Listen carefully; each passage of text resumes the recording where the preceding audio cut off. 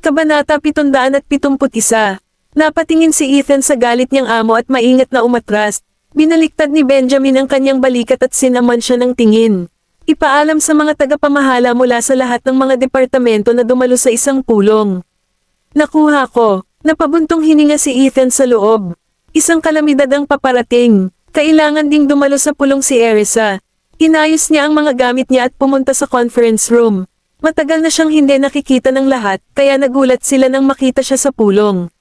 Matapos ang kanilang unang pagkabigla, magiliw nilang binati siya. Miss York, nakabalik ka na mula sa iyong bakasyon. Oo, hello, Mr. Felch. Mr. Rock. Masayang bati ni Erisa sa mga kasamahan. Iyon ang nakita ni Benjamin nang humakbang siya papunta sa conference room. Nang makitang nakikipagpalitan ng pleasantries si Erisa sa mga manager mula sa iba't ibang departamento, napangiwi siya sa sama ng loob. Ginoong Graham, bati ng lahat sa kanya. Nang mapansin ang kanyang pagsikat, sumili si Erisa ng isang kaaya-ayang ngiti at binati siya kasama ng lahat, Mr. Graham. Mukhang relax ka, ha? Ngumisi si Benjamin. Nagpalitan ng tingin ang lahat matapos maramdaman ang sama ng loob ni Benjamin. Nang makaupo na si Benjamin, sinenyasan ni Ethan ang iba na maupo din. Lahat ng departamento, iulat sa akin ang pag-unlad ng iyong trabaho. Matipid na utos ni Benjamin. Lahat ay nakaramdam ng lamig sa kanilang mga gulugad. Dahil walang nang-ahas na magsalita, kinailangan ni Ethan na magboluntaryo na mauna. Gaya ng inaasahan, marahas siyang sinaway ni Benjamin. Natapos mo na ba ang gawaing itinalaga ko sa iyo? Hiling ni Benjamin. Mr. Graham, ipaparating ko ang iyong mga utos ngayon din. Mabilis na sagot ni Ethan. Kinina ko lang natanggap yung order niya. Pagkarating sa kumpanya, gusto niyang idaos ang pulong na ito. Wala akong oras para tuparin ang utos niya. Malamig ang boses ni Benjamin nang ipahayag niya, ibabawas ko ang isang buwang bonus para dyan. Sa kabila ng kanyang pag-aatubili, si Ethan ay walang pagpipilian kundi ang tanggapin ito. Inilibot ni Benjamin ang kanyang tingin sa tahimik na silid. Gusto ba ninyong lahat na ibawas ang inyong mga bonus? Hindi maiwasang sigawan, kaya napatingin si Erisa sa iba at sumagot, mauna na ako. Ang mga tingin ng lahat ay damapo sa kanya, at nakahinga sila ng maluwag sa loob. May nagboluntaryong mauna, at gusto nilang maantala ang kanilang turn hanggat maaari. Sinamon siya ng tingin ni Benjamin. Iniulat ni Erisa, wala ako sa kumpanya kamakailan, ngunit walang sino man sa aking departamento ang nagpabeya. Walang nangyaring paglabag sa seguridad. Ang panukalang pananaliksik at pagpapaunlad ay handa na. Ipinadala ko ito sa iyong opisina, Mr. Graham. Pagkatapos makuha ang iyong pag-aproba, ang aking departamento ay maaaring magsimula dito. Mabilis akong hahabol sa iba pang mga gawain na huli sa schedule. Ngumuso si Benjamin. Kailan mo ibinigay sa opisina ko? Tiningnan siya ni Erisa at sumagot, kahapon ng tanghali, Mr. Graham. Bahagyang umungol ang Adam's apple ni Benjamin. Kara-rating lang niya sa kumpanya ngayon at hindi niya napansin ang proposal sa desk niya. Kailan mo maaabutan ang trabaho na huli sa schedule? Ngayon, gagawin ba iyon? Itinuro ni Erisa ang isang level na titig sa kanya. Nagtaas ng kilay si Benjamin. Miss York, sigurado ka ba? Habang siya ay halos humihinga sa kanyang leeg, naramdaman ni Erisa ang galit sa kanyang loob. Kung hindi ko makumplito ang lahat sa araw na ito, isusuko ko ang aking bonus. Kung hindi ako nagkakamali, wala na ang bonus mo, panunuyan ni Benjamin. Napaawang ang lobby ni Erisa at sumagot, hindi mo kailangang bayaran ako ng sweldo ko. Gagawin ba iyon? Kasalanan niya ang hindi pagpasok sa trabaho at pagkaantala sa pag-usad ng trabaho. Gulat na napatingin si Ethan sa kanilang dalawa. Kung siya ay pinindot, Miss York ay maaaring magbitiw sa lugar. Tumango si Benjamin bilang tugon. Tandaan mo ang sinabi mo. Gusto siyang sigawan ni Erisa na hindi niya makakalimutan ng anumang sinabi niya, pero nasa conference room sila. Kaya, kinailangan niyang lunukan ang kanyang sagot. Iminuwestyo ni Benjamin ang iba pang mga departamento na iulat ang kanilang pag-unlad at pagkatapos ay sumigaw sa mga tagapamahala. Kung ikukumpara sa kanila, naging madali si Erisa. Nakita ni Ethan ang kanilang paghihirap, ngunit wala siyang magawa para iligtas sila. Ang tanging paraan ay kung handa si Mrs. Graham na patahimikin si Mr. Graham. Maingat siyang sumulat ng isang tala at ibinigay kay Erisa, Mrs. Graham, dapat mong patahimikin si Mr. Graham. Kung hindi, hindi makakapagtrabaho ng payapa ang lahat ngayong umaga. Nagdrawing din siya ng crying emoji sa dulo ng kanyang note. Matapos basahin ni Erisa ang note ay kumaibat ang gilid ng lobby niya. Patahimikin mo siya. Paano ko gagawin iyon? She scribbled a reply, hindi ko alam kung paano gawin iyon. Halos mapaiyak si Ethan. Kabanata 772. Nagbigay ng mungkahi si Ethan, bakit hindi ka magpanggap na sumasakit ang tiyan? Napatulala si Erisa, kapag nalaman ni Benjamin na nagsisinungaling ako, mapapahamak ako. At saka, anong silbi ng magpanggap na may sakit? Ang malamig na tingin ni Benjamin ay damapo sa kanilang dalawa. Bakit kayo nagpapalitan ng notes sa conference room? Nagsimulang pagpawisan si Ethan. Hindi inaasahan ni Erisa na matalim ang tingin ni Benjamin para mahuli silang nagpapalitan ng notes sa meeting. Isang awkward na katahimikan ang namayani habang ang lahat ay nakatingin sa kanila. Ibigay mo sa akin. Pinaikit ni Benjamin ang kanyang mga mata sa isang kahangahangang paraan. Halos hindi na napigilan ni Ethan ang kanyang sarili na hindi matalo ang kanyang utak. Nahuli kami ni Mr. Graham sa akto. Siguradong parurusahan niya ako. Sinaman niya ng tingin si Erisa. Nang makitang takot si Ethan, nilingga ni Erisa si Benjamin. Kasalanan namin ang hindi pagtutok sa meeting. Parusahan mo ako kung gusto mo. Ako ang nagbigay ng note kay Mr. Frank. Nasa kanya pa rin ang note. Naging madilim ang ekspresyon ni Benjamin. Saan mo natutunan kung paano kumuha ng rap para sa pagkakamali ng ibang tao? Nagmamadaling ipinaliwanag ni Ethan, Mr. Graham, wala itong kinalaman kay Miss York. Ako ang nagsimula ng usapan. Kasing itim ng tukor ang mukha ni Benjamin nang makitang pinagtatanggol nila ang isa't isa. Lahat ng iba ay hindi nang ahas magbitaw ng salita. Anong pinag-usapan niyo? Ibahagi ito sa amin. Tanong ni Benjamin habang sumili sa kanyang mga lobby ang isang nagyayelong pagngisi. Hindi ko dapat kinausap si Miss York. Kasalanan ko siya ang sinisisi, napaungol si Ethan sa kawalan ng pag-asa. Napatingin si Erisa kay Benjamin. Dapat basahin mo mismo. Kung sasabihin ko ito ng malakas, ano ang iisipin ng lahat sa atin? Sabihin mo ng malakas, tumahol si Benjamin. Nilamon ni Erisa ang kanyang galit at pinilit ang sarili na sabihin, natatakot si Mr. Frank na ang lahat ay hindi makapagtrabaho ng payapa dahil galit ka. Gusto niyang gumawa ako ng paraan para mabago ang mood mo. Hindi niya napigilan ang sarili na sabihin ang salitang, pacify, sa harap ng maraming tao dahil nakakahiya ito. Nabalot ng patay na katahimikan ang buong conference room. Napakatahimik na kahit isang pin drop ay nakakabingi. Nagpalipat-lipat ang tingin ng mga managers kina Erisa at Benjamin. So si Mr. Graham ay nasa foul mood dahil kay Miss York. Bumaba ang tingin ni Erisa at tahimik na tumitig sa papel na nasa harapan niya. Lahat, labas, umungol si Benjamin. Ang ibang mga manager ay agad na nag-impake ng kanilang mga gamit at tumakas sa conference room. Natatakot silang ma-lecture ni Benjamin kung mabagal sila. Ikaw din, Scram. Pinisil ni Benjamin si Ethan ng nanunuyong tingin. Nakuha ko. Kinuha ni Ethan ang kanyang notebook at tumakbo palabas ng conference room. Nang makitang nakaalis na ang iba, sinimulan ni Erisa ang pag-impake ng kanyang mga gamit para umalis. Sinabi ko bang pwede ka nang umalis? Sinamon siya ng tingin ni Benjamin. Napahinto si Erisa sa kanyang kinatatayuan bago bumalik sa kanyang upuan.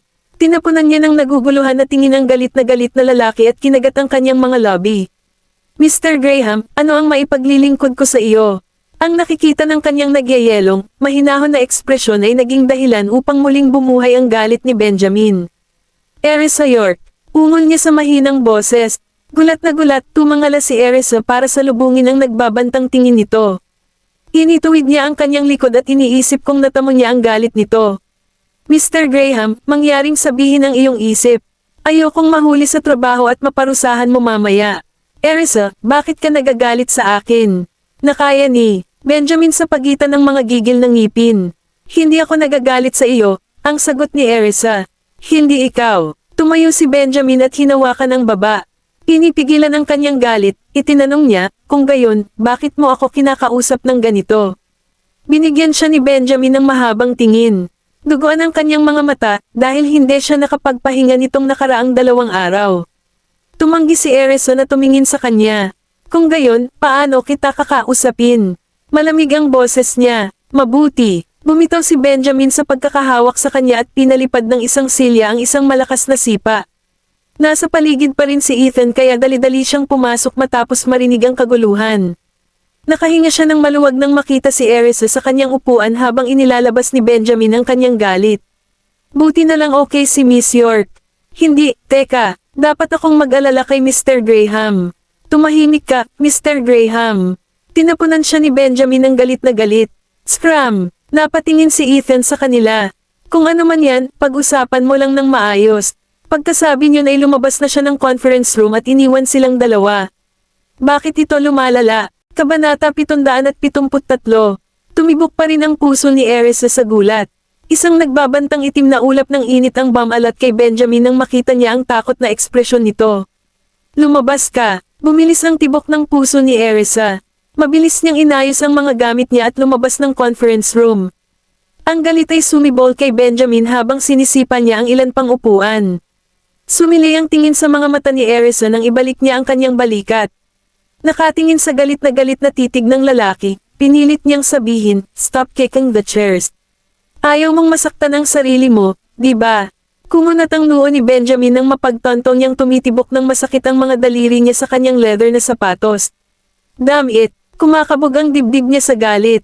Maya-maya pa ay lumabas na siya ng conference room na nakakunot ang noo. Damn it, madali niyang maapektuhan ang mood ko. Mr. Graham, okay ka lang ba? Dali-dali siyang nilapitan ni Ethan para ipakita ang pag-aalala sa kanyang amo. Naiinggit siya na lahat ay makakatakas sa kanilang mga opisina, ngunit kailangan pa rin niyang harapin ang galit ng kanyang amo. Si Mr. Graham ay nasa hindi magandang kalagayan. Kung hindi ako magpapakita ng pag-aalala, ilalabas niya ang galit niya sa akin mamaya. Binigyan siya ni Benjamin ng malamig na tingin. Ano ang pinag-usapan ninyong dalawa? Sabihin mo sa akin ang bawat salita. Ngumiti si Ethan at sinundan si Benjamin papunta sa opisina sa itaas na palapag sa pamamagitan ng elevator. Walang nawawalang salita, ibinunyag niya ang buong pag-uusap nila kay Benjamin. Nang matapos siya, napansin niya ang pagdilim ng ekspresyon ni Benjamin.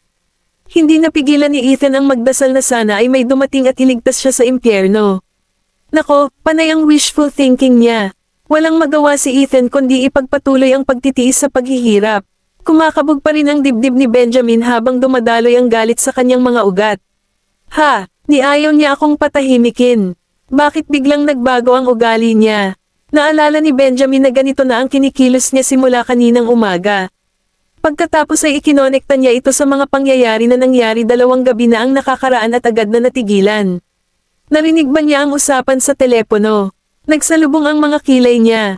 Sumilip si Ethan sa galit niyang amo at mahinang nagtanong, "Mr. Graham, what happened between you and Miss York?" Sinaman siya ng tingin ni Benjamin, at nag-flash ng nakakatakot na ngiti. Mr. Graham, kung gusto mong matapos ang pagkapatas na ito, kailangan mong malaman ang dahilan, paalala ni Ethan sa kanya. Matagal nang nagtatrabaho si Ethan sa ilalim ni Benjamin. Ang tanging taong kayang makaapekto sa damdamin ni Benjamin ay walang iba kundi si Erisa.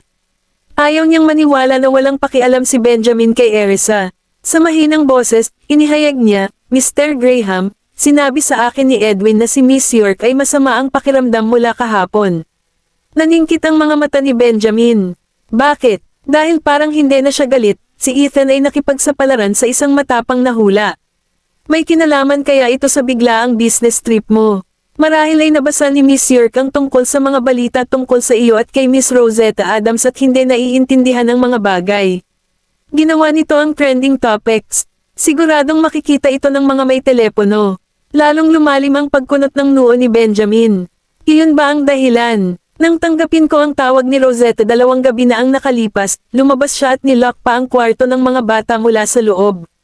Malinaw, ayaw niya akong pumasok, at nagsimula siyang magtago ng isang. Ang layo mula sa akin mula noon. Naningkit ang kanyang mga mata nang mawala ang galit sa kanyang puso. Mr. Graham, kailangan mong makipag-sweet talk sa mga babae.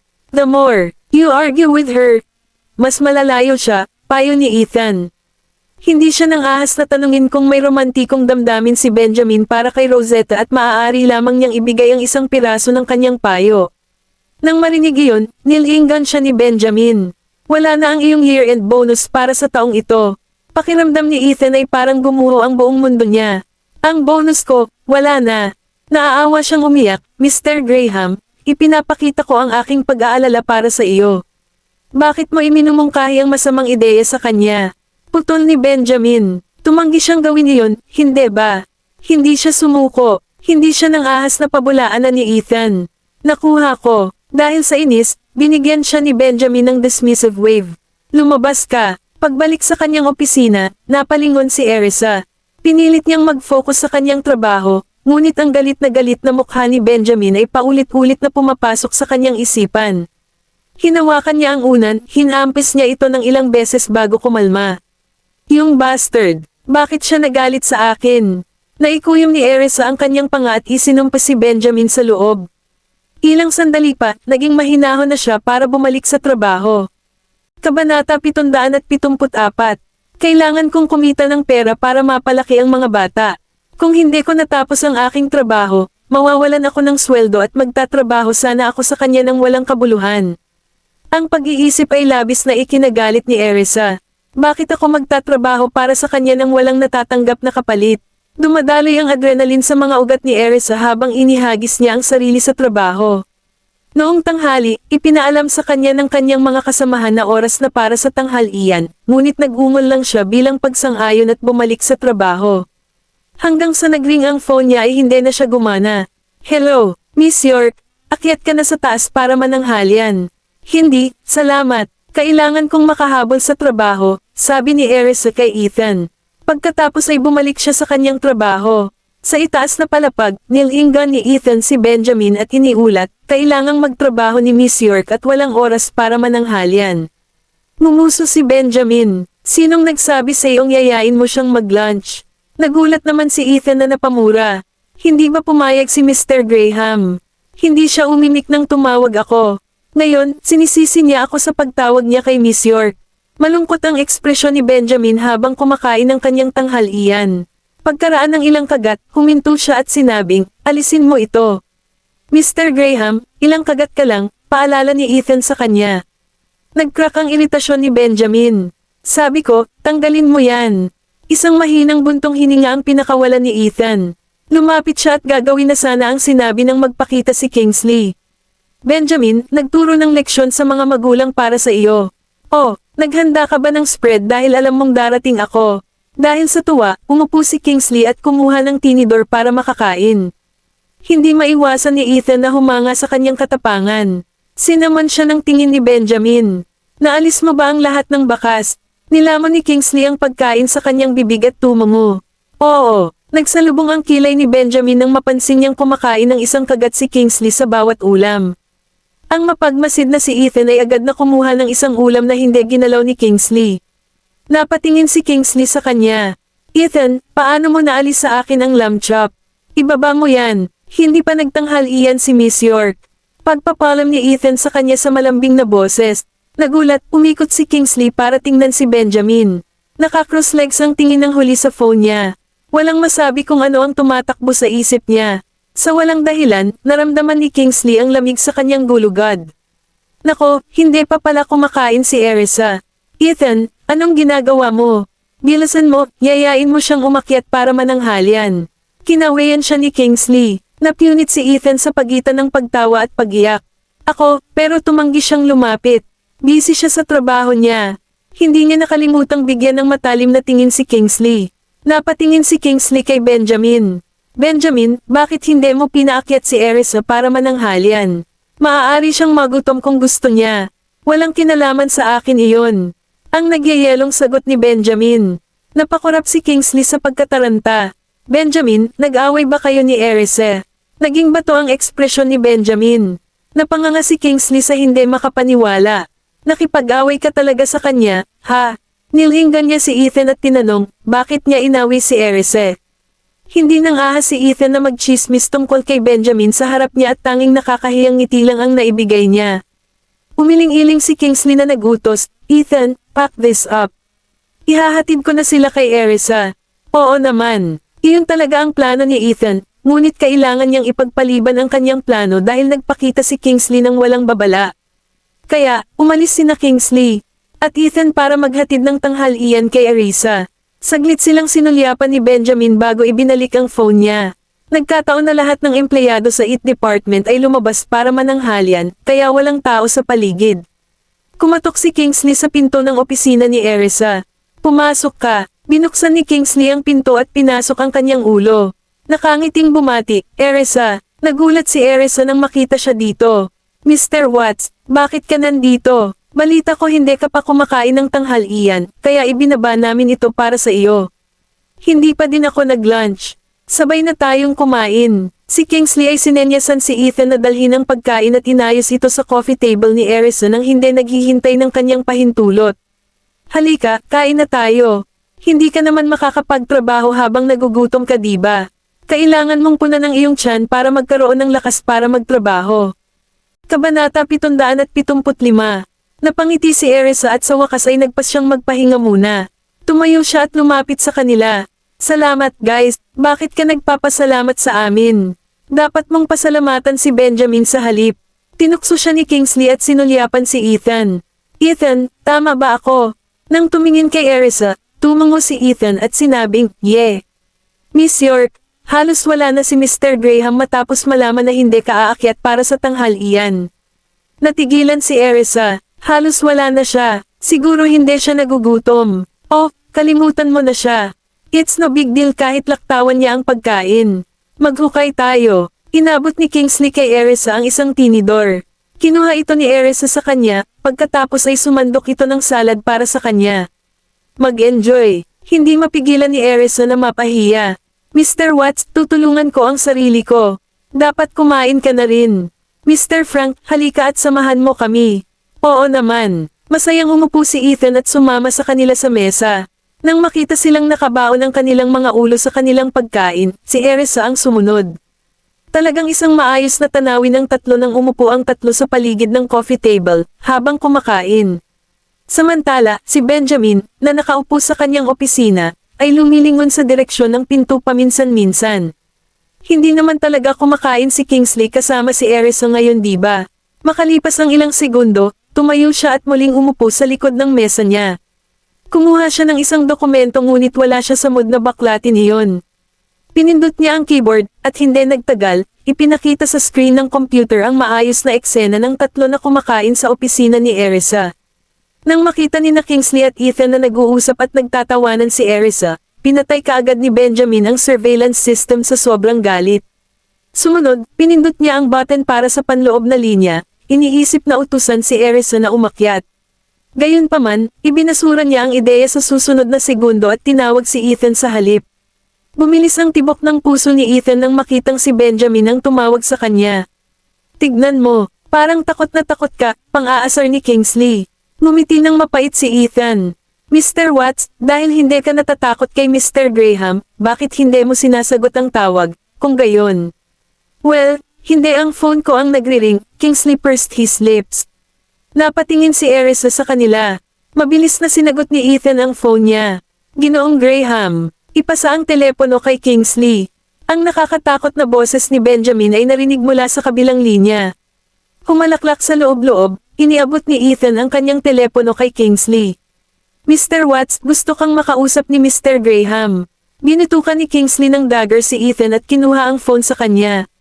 "Benjamin, may kailangan ka ba sa akin?"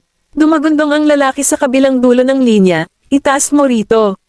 Ngumiti si Kingsley ng nakakaloko. "Pero hindi pa ako tapos kumain.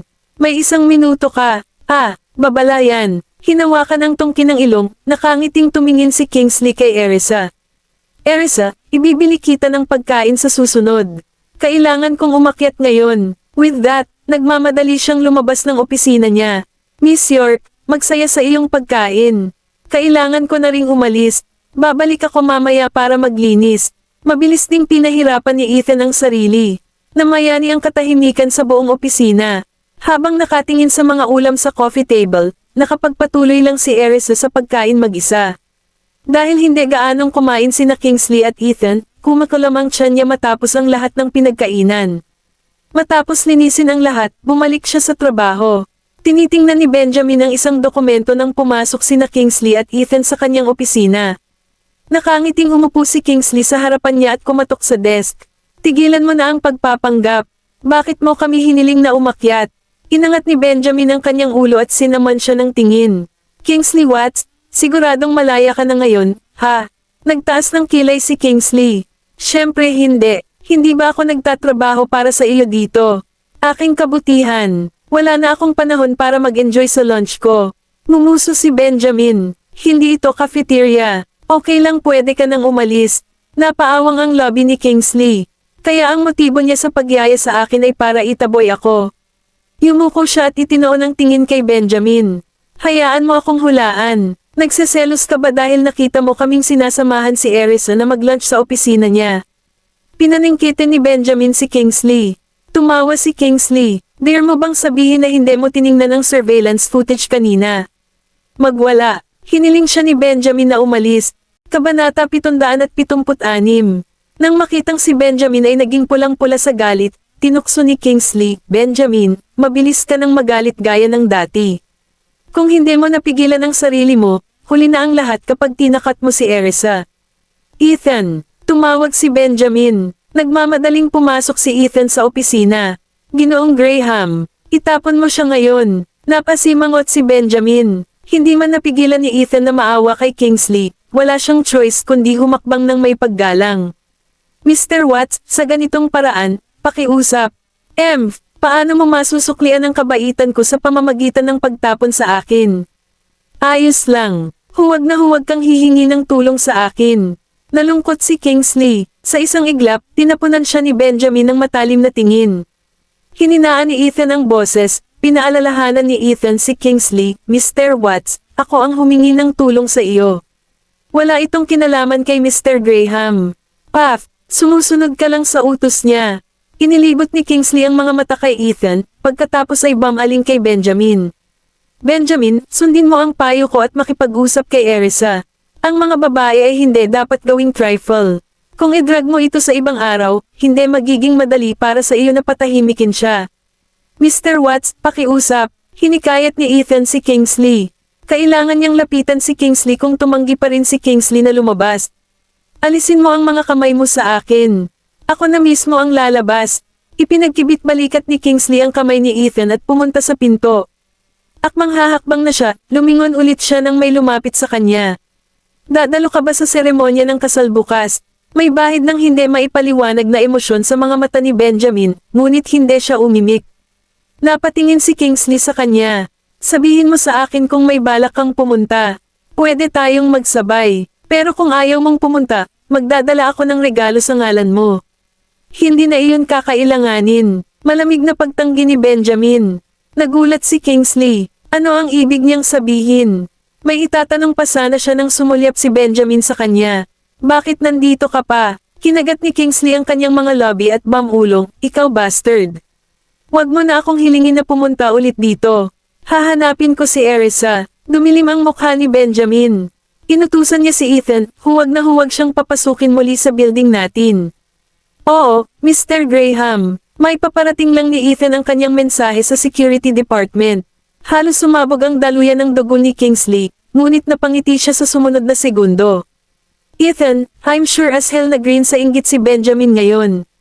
Nakita mo ba yon? Sabay flip niya nung sinabi kong hahanapin ko si Erisa. Haha, tiningnan ni Ethan ang mapaglarong tingin at maingat na pinaalalahanan siya, Mr. Watts, mas mabuting huwag kang mabalisa kay Mr. Graham. Kung hindi, baka hindi ka na magkaroon ng pagkakataon na makilala muli ang mga bata. Puff, akala niya ba madali niya akong takutin? Kung hindi niya ako papayagan na makipagkita sa kanila, I can always look for Erisa instead. Mayabang nangumuso si Kingsley. Umiling si Ethan habang pinababa si Kingsley. Sa totoo lang, kailangan niyang tiyakin na ang huli ay lumabas ng gusali gaya ng itinuro. Pag-alis, tinanong muli ni Kingsley si Ethan, nakipag-ugnayan ba si Benjamin sa babaeng iyon sa nakalipas na 2 araw? Hindi. Napatingin si Ethan kay Kingsley. At least, kumbinsido ako na hindi niya ginawa noong kasama ko siya. Tumango si Kingsley at tinapik ang balikat ni Ethan. Bantayan mo siya. Huwag mong hayaan na samantalahin siya ng iba. Alam ko, binawi lamang ni Ethan ang kanyang tingin at bumalik sa opisina ni Benjamin matapos mawala sa paningin ng umaatres na figure ni Kingsley. Kamusta ang mga nangyayari sa paaralan? Si Benjamin ay labis na nag-aalala.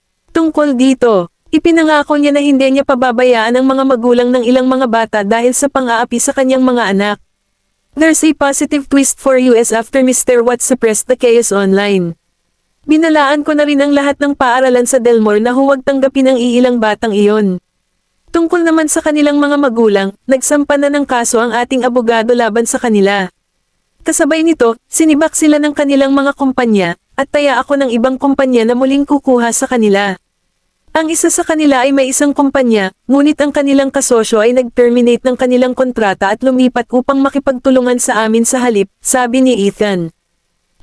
Naghuhukay lang sila ng sarili nilang libingan para sa pagpupulot sa mga anak ni Mr. Graham. Tumango si Benjamin. Okay, magtalaga ng higit pang mga bodyguard para protektahan si Gavin at ang iba pa ng maingat. Oo, Mr. Graham. Tumango naman si Ethan bilang pagsang-ayon at umalis na siya pagkatapos sinenyasan siya ni Benjamin na umalis.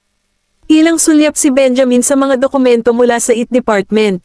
May kislap sa kanyang mga mata, pinindot niya ang button ng internal line para tawagan si Erisa. Pumunta ka na sa opisina ko.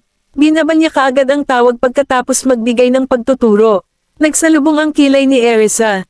Bakit niya ako pinaakyat? Tungkol ba ito sa trabaho o iba pang bagay? Anuman, wala ako sa posisyon na sumalungat sa kanyang kalooban. Matapos mabawi ang kanyang katinoan, umakyat siya dala ang isang tumpok ng mga dokumento. Kabanata 777. Sa labas ng opisina ni Benjamin, medyo natagalan si Erisa bago siya nag-ipon ng lakas ng loob na tumawag, Mr. Graham. Pumasok ka, hindi man lang tumangala si Benjamin sa dokumento.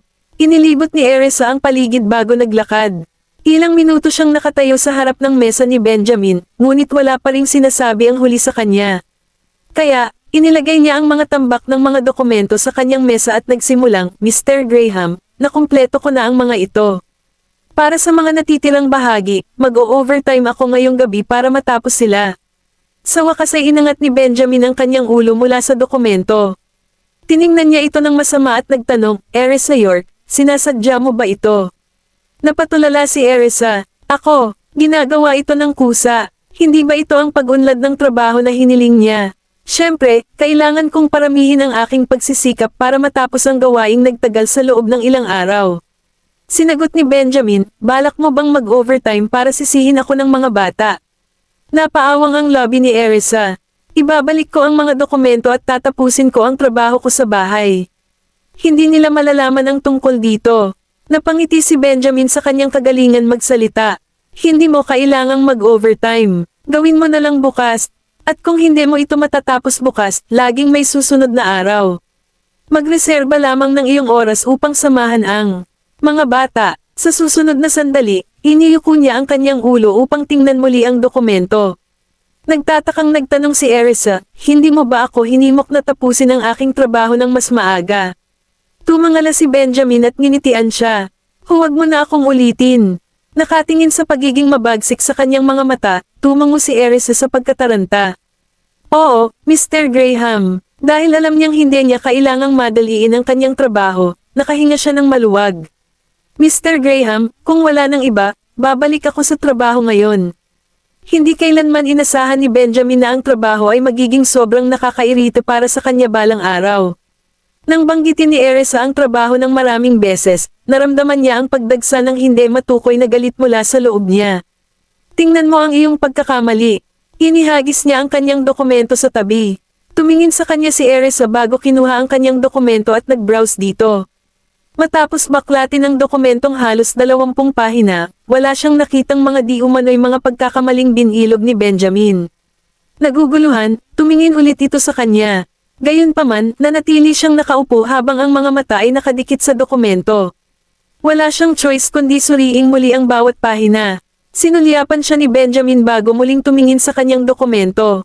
Matapos suriin ang dokumento ng 2 beses, wala pa ring nakitang problema si Erisa. Mr. Graham, walang mali sa aking dokumento. Gusto mo bang maliwanagan ako?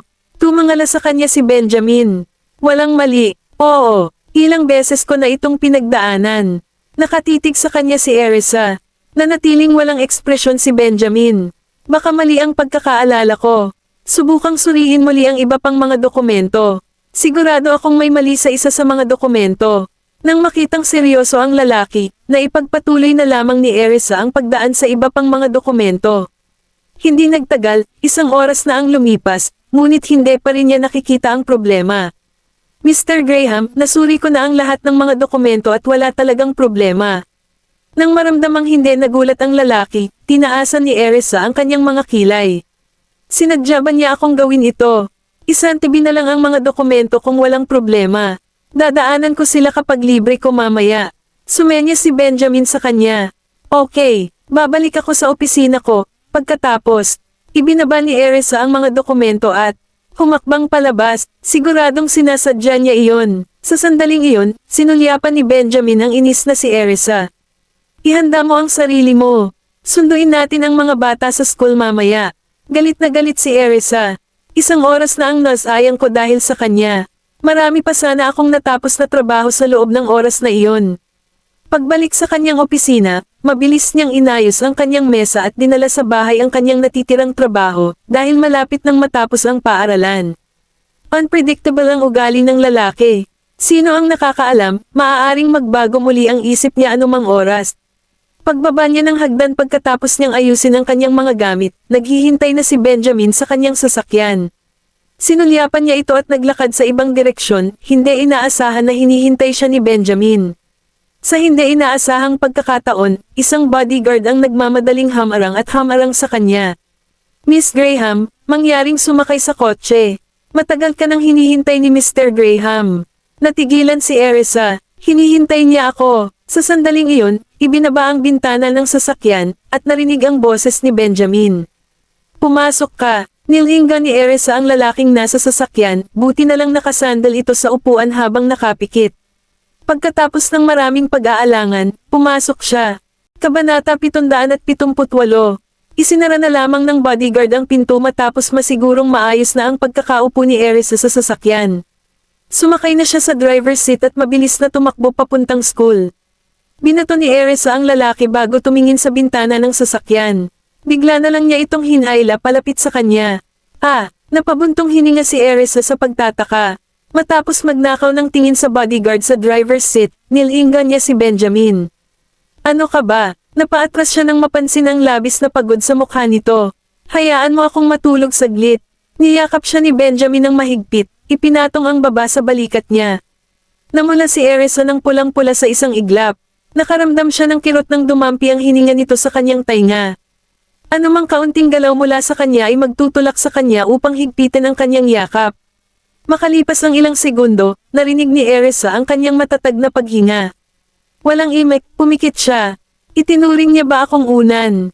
Bahagya siyang napalingon kay Benjamin. Ang karaniwang vibe ng kawalang interes ng lalaki ay tila nangingibabaw sa pamamagitan ng isang pakiramdam ng kahinahunan kapag siya ay natutulog. Ang kanyang mahaba at kulot na pilikmata ay mukhang hindi kapani-paniwalang maganda. Bago binawi ang tingin, hindi niya napigil ang silipin muli ang napakagandang kagwapuhan ng lalaki. Miss Graham, halos 2 araw na hindi natutulog si Mr. Graham, bulong ng bodyguard. Nagulat si Erisa, 2 araw, hahayaan ko na lang siyang matulog saglit para sa kapakanan ng mga bata. Maya-maya, kinuha ni Erisa ang kumot at tinakpan ang katawan ni Benjamin. Biglang naalerto ang lalaki at nagmulat ng mata. Nang makita niya iyon ay natigilan siya sa kahihiyan. Gayunpaman, ipinikit niya ang kanyang mga mata at natulog muli sa susunod na segundo. Napabuntong hininga si Erisa. Gising ba siya o nasa panaginip pa rin siya? Nakikinig sa patuloy na paghinga ng lalaki, unti-unti na naman siyang napanatag. Habang papunta sa school ay hindi na ginaisang ni Erisa si Benjamin. Gayunpaman, hindi niya maiwasang mag-rock sa utak niya kung paano makakawala sa yakap nito para makalabas ng sasakyan pagdating sa paaralan. Tuwing gumagalaw siya, hinihigpitan siya nito. Ilang beses na niyang naisip na nagising na siya. Benjamin, bitawan mo ako. I need to get out and get the kids, mahina niyang sabi, ngunit walang tugon mula sa lalaking mahimbing na natutulog. Napabuntong hininga, maingat niyang itinabi ang mga kamay nito at isinuot ang isang unan sa kanyang mga braso. Hindi niya napigilan ang pagkaaliw nang makita siyang patuloy na mahimbing na natutulog habang nakaakbay sa unan. Maya-maya pa ay bumaba si Erisa sa sasakyan para sunduin ang mga bata. Nang makita nilang bumaba siya sa sasakyan ni Benjamin, kinapa nila ang kanilang mga leeg sa direksyon ng sasakyan. Mommy, sumama ba si Daddy sa inyo? Excited na tanong ni Gavin. Oo, bahagyang kinurot ni Erisa ang pisngi niya. Pero tulog siya. Tandaan na huwag mo siyang gisingin kapag sumakay na kayo sa sasakyan mamaya, okay? Sabay-sabay na tumango ang 6 na bata. Okay, Mommy, halika, alis na tayo. Inakay niya ang mga ito para magpaalam sa kanilang guro bago tumungo sa sasakyan. Nag-isip ang mga bata. Nang makitang tulog na si Benjamin, iniwasan nilang magsalita ng malakas. Sa katunayan, ang ilan sa kanila ay hindi man lang bamuka ang kanilang mga bibig, sa takot na sila ay magising sa kanya. Masunurin silang nakaupo habang nakatingin sa direksyon ni Benjamin. Nakangiting sumakay si Erisa sa kotse, isinara ang pinto, at itinabi ang kanilang mga bag.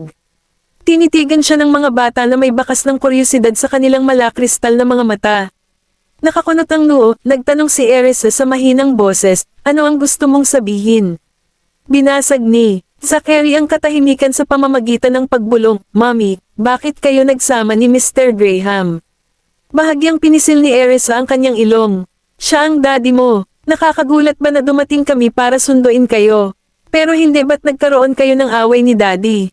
Mahinang tanong ni Gavin. Sina Oliver, Tim, at Jasper ay tumingin sa kanya, sabik na malaman ang sagot. Tinitigan din siya ni Jessie nang hindi kumukurap. Namangha si Erisa. Napaka-observant talaga ng mga bata. Hininaan niya ang kanyang boses habang sinabing, wala kaming awayan, pero bihira kaming makipag-usap sa isa't isa kamakailan dahil abala kami sa trabaho. Nagdududang tumingin si Zachary sa kanya, ngunit hindi na siya nagtanong pa dahil tulog na si Benjamin. Kabanata 779. Niyakap ni Erisa ang 6 na anak at masuyong hinaplos ang kanilang mga ulo. Masayang ngumiti ang mga bata, natutuwa sa kanyang pagpapakita ng makainang pagmamahal. Walang nagsalita, gayunpaman, nakakataba ng puso at maaliwalas na eksena. Nagising si Benjamin nang malapit na sila sa ospital. Napataas ang kilay niya nang makita si Erisa at ang mga bata na magkayakap. Napansin ni Jessie na gising siya at napabulalas, gising na si Mr. Graham. Tinitigan niya ito gamit ang kanyang kaibig-ibig at malalaking mga mata, at si Benjamin ay magiliw na pinagmamasdan ang kanyang ulo habang umayos ito sa kanyang upuan. Natanggal ang kumot sa kanyang tuhod. Imbes na kunin ay nilinggan niya si Erisa na abalang-abala pa rin sa paglilibang sa mga bata. Isang nag-aalalang si Jasper ang nagsalita, maaari kang makatulog ng kaunti kung pagod ka, Mr. Graham. Promise tatahimik na tayo. Ayos lang. Nakapagpahinga na ako ng maayos. Matapos bigyan ng katiyakan ng kanyang anak, itinaas ni Benjamin ang kanyang palso at tiningnan ang kanyang relo. Halos kalahating oras na siyang nakatulog. Ito ang pinakamagandang pahinga na nakuha niya sa nakalipas na 2 araw. Masyado ba tayong maingay? Ginaysan ka ba namin? Tanong ni Erisa nang mapansin ang nakakunot na mga kilay ni Benjamin. Hindi. Binalik ni Benjamin ang kanyang titig. Bakit hindi mo ako ginaysang noong sinundo natin ang mga bata sa paaralan? Nagningning ang mga mata ni Erisa sa katatawanan habang ipinaliwanag niya, ang himbing ng tulog mo kaya hindi ko kayang gisingin ka, kaya ako na mismo ang sumando sa mga bata. Tuwang-tuwa sila nang malaman nilang sumama ka. Si Zachary at ang iba ay napalingon sa kahihiyan. Napatingin si Benjamin sa 6 na bata na nagdudugtong sa kandangga ni Erisa at tinapik ang upuan sa tabi niya. Halika, umupo ka dito, huwag mong siksikan ang mami mo. Sa sobrang pagkadismaya ay sinulyapan siya ng mga bata bago niyakap si Erisa ng mas mahigpit. Natuwa si Erisa, sinaman siya ng tingin ni Benjamin bago minasahe ang kanyang mga temps para mas gamaan ang pakiramdam. Nag-aalala, iminungkahi ni Erisa, bakit hindi ka matulog ng kaunti kung pagod ka? Ayos lang, maikling sagot ni Benjamin bago kinuha ang kanyang tablet para magtrabaho muli. Walang salitang tinitigan siya ni Erisa. Matamang pinagmasdan ni Gavin ang kanilang palitan at sinabi kay Benjamin, Tay, bakit napakasuwayan mo? Makinig ka kay Mommy. Kung hihilingin kanyang magpahinga, magpahinga ka. Nakakabahala na tao. Natigilan si Benjamin at sinulyapan ng anak habang si Erisa naman ay nagmamadaling tumingin sa ibang lugar. Pagkaraan ng ilang segundo, hinaplos niya ang buhok ni Gavin at sinabing, huwag kang mag-alala sa akin. Ang mas maaga kong gawin ito, mas maaga akong makakatulog sa gabi. Tumango lang si Gavin bilang sagot. Hindi ako nag-aalala sa'yo. Nagdulot ng ngisi sa mukha ni Benjamin ang kanyang gawi. Nang mapagtantong nakatingin sa kanya ang ibang mga bata, malumanay na nagtanong si Benjamin, may nambubuli pa ba sa iyo sa paaralan?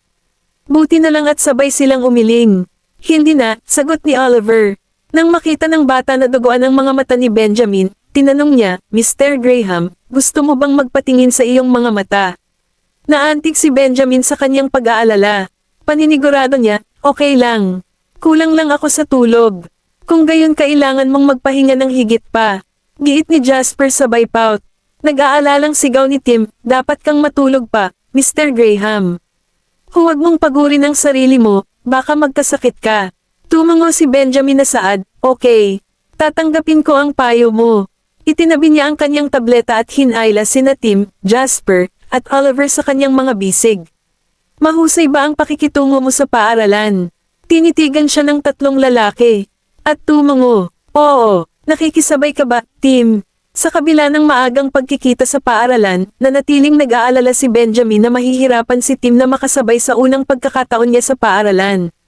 Tumango si Tim at sinabing, nakikisabay ako. Laging sinisigurado ng guro na ituro sa akin ang anumang hindi ko alam. At saka, nandoon kami, Mr. Graham. Tinuturuan din namin si Tim. Nakangiting alok ni Jasper. Ang galing. Naaliw, tumango si Benjamin bilang pagsang-ayon. Magtuturo din ako sa iyo ng ilang bagay mamayang gabi. Excited ang mga bata. Tuwang-tuwang pagyayabang ni Jessie. Kahapon, tinulungan kami ni Mommy sa aming takdang aralin. Ngayong umaga, pinuri kami ng guro sa aming gawain.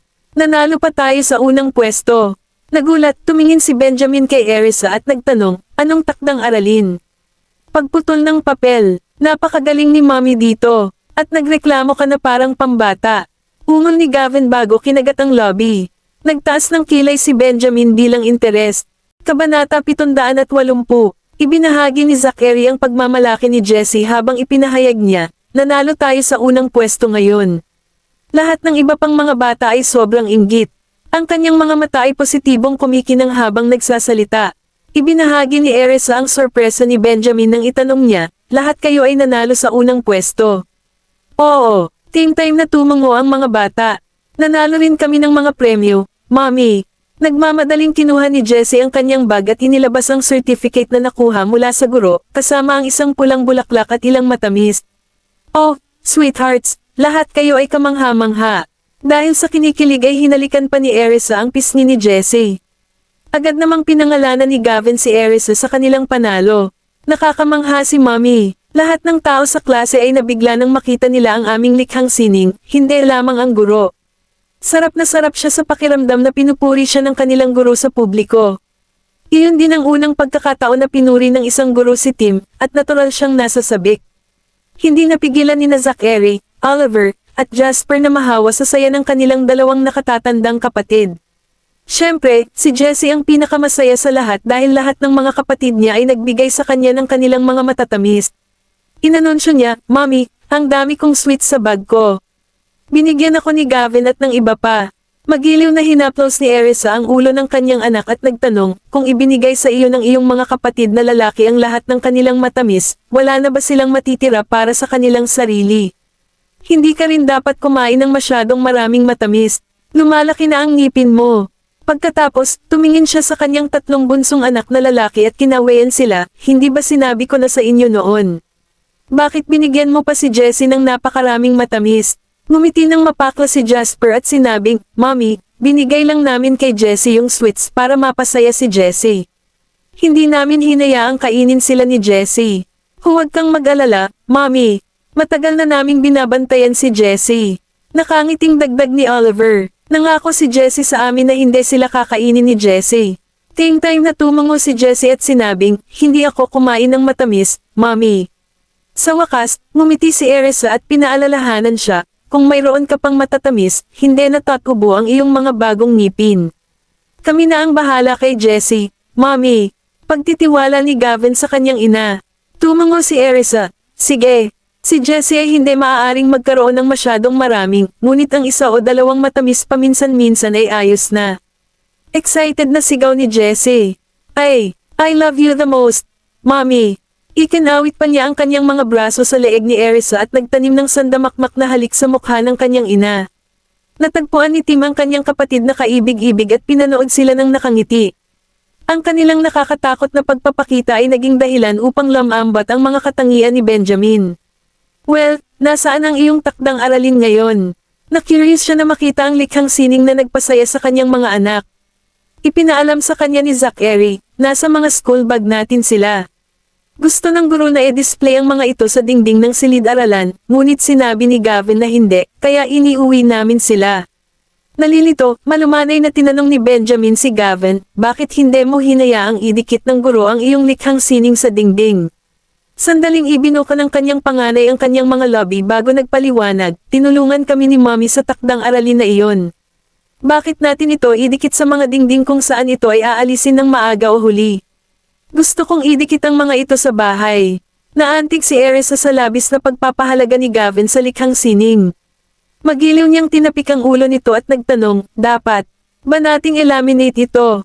Pagkatapos ng ilang pag-iisip, tumango si Gavin at sumagot, oo.